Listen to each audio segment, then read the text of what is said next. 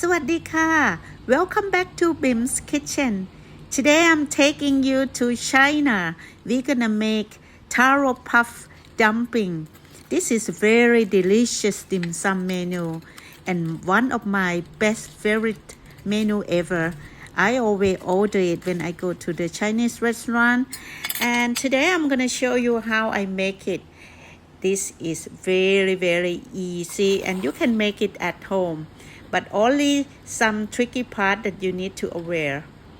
And this is what you have to prepare. I will write everything down in the description so you know when you go to buy at Asian store, you know what you're gonna buy and what you need. Now this is the taro. I don't know what your country call, but you can find it at Asian market. It's come like that. So what we're gonna do is, okay, this is itchy. My tip for you today to handle the taro is just cover your hand with some salt. So this way you're not gonna get itchy on your hand. So I'm gonna cut this out and this part.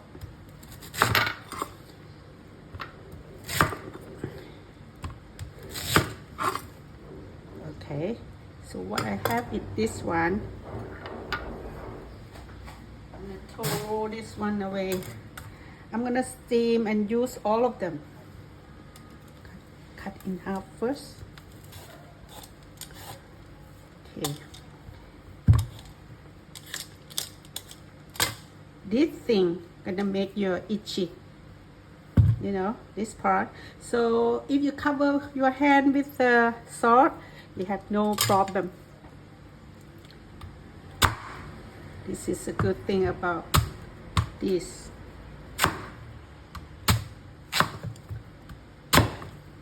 Okay, I'm gonna chop into small pieces.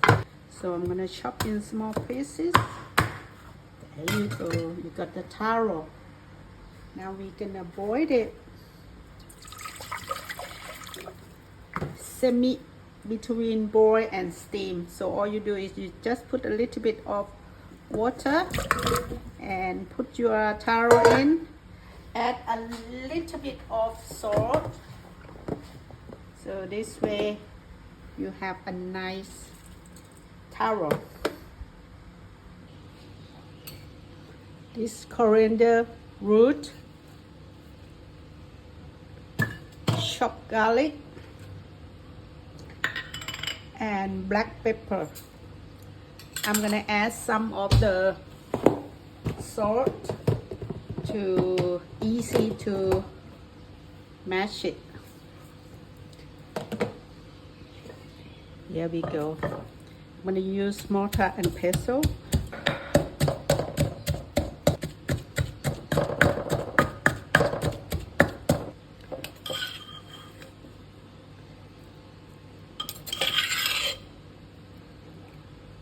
It's become nice paste.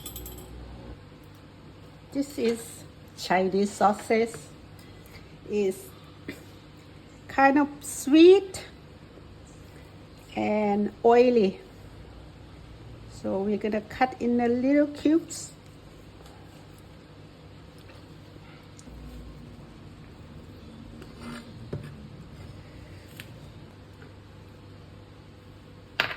Here I have minced pork, about one cup of minced pork, and then I have pork belly because I need the fat from the belly, and I'm gonna cut and then chop it up.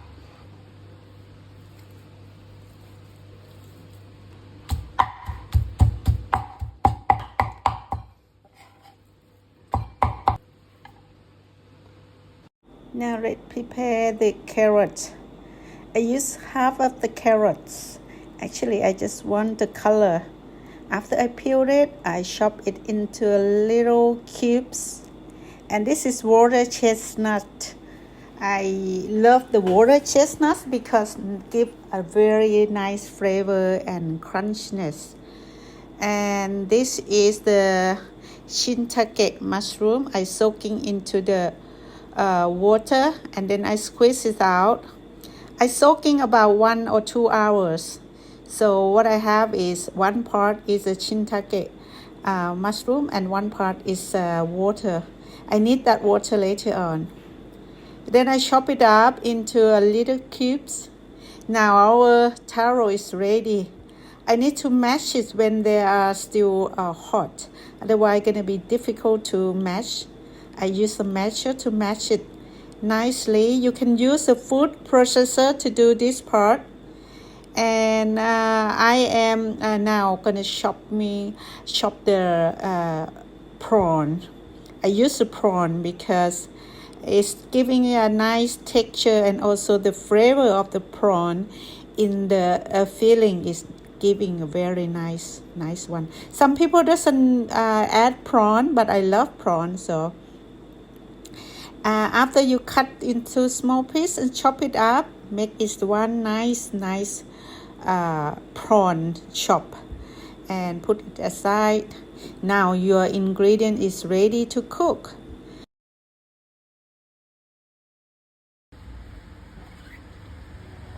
I use lard again. I love it. A little bit first, and then I add the coriander, garlic, and pepper.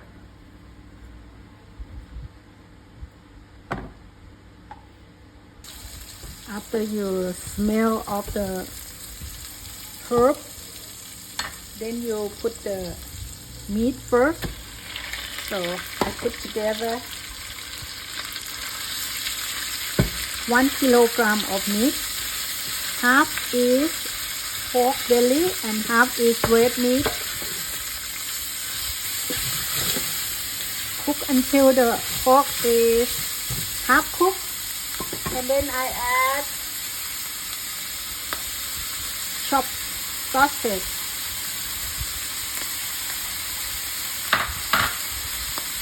mushroom,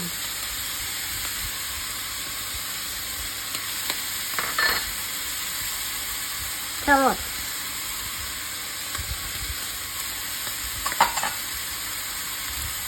water chestnut,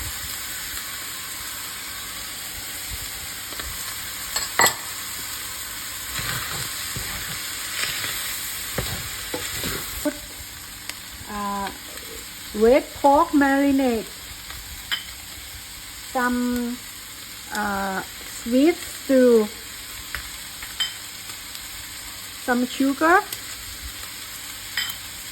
and then we're gonna put some soy sauce. This one is Chinese soy sauce, okay? About 2 tablespoons. And then you need oyster sauce, about 2 tablespoons. Dark soy sauce. This one is dark soy sauce. Dark soy sauce we need about 1 tablespoon. And then we need, this one is sesame oil.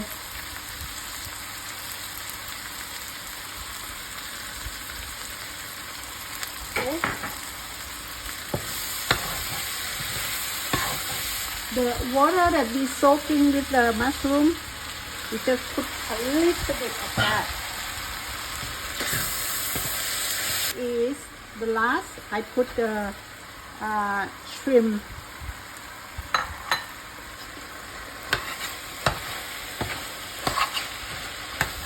So this is quite okay. After I put the prawn or shrimp on, I'm cook it well until all the meat is cooked nicely. This is after cooking, and I just need to add 1 or 2 tablespoons of AP flour, put together with the water that we soaking with the mushroom earlier, and this is give a nice flavor and make the texture of the filling thicker before I add some chopped spring onion, just to give the color. You can see that nice color. Now our dough is ready to mix. In there I have mashed taro, and I have the wheat starch dough that I prepare in separate video. I'm going to show you. Add some sugar and some lard. Now I'm going to put the link of lard that I use. One supplier in America, they're making very nice lard. I'm going to put the link for you. And just mash all the dough together by hand. With this process, you can use a food processor. All you need from the last texture of the dough is, like that, not too sticky or not too hard. Now let's put the filling. Now let's shape the dough and put the filling in. I grab about 35 grams of taro dough. Make it to the firm ball and use your hand, your palm hand, to press it down so the thick of the dough is evenly this way, and give a little pocket to put the filling on. This is how I do it. Actually, you don't need to put a lot of filling. I put it there quite a lot. Actually, you need just a little bit. All you need to do is just pull the edge together, make it half moon shape, and pinch the edge together like that. Now as you can see that sometimes the edge of the dough is leaking, the filling is leaking. All you can do is just put a little piece of the dough and just to close it up, and then place in the plate, ready to fry later on. And now let me show you on the other one. See, I put my palm to press it down, make a little pocket for the filling. This time I'm not going to put too much so you can see. Now what you do is you just fold the edge together and make the filling equally, and then you can easily close the seam together.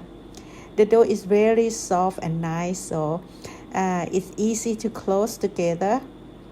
Make it a half moon shape, like the restaurant in a Chinese restaurant they do. They make it nice shape like that. So I always fill up the gap that I have because I don't want the filling to leak when I'm deep frying it, and it's gonna be difficult to fix. There you go, you have a nice half moon shape dough. Now this is the most important part of the taro dumpling. You need airy, puffy crust for the taro dumpling. This is the key. You need very hot oil and its right temperature. Then I dropping the taro pieces. If you can see that the oil, the crust is puffy and floated up, it means right temperature. I just lay the taro into the flat strainer and dip into the hot oil. I dip it up and put it up, and I try to control the temperature of the oil in 120 degrees Celsius, which is the right temperature. If it's too cold, temperature is too cold, you're gonna get the crust floating around everywhere, and you're not gonna get nice puffy taro dumpling.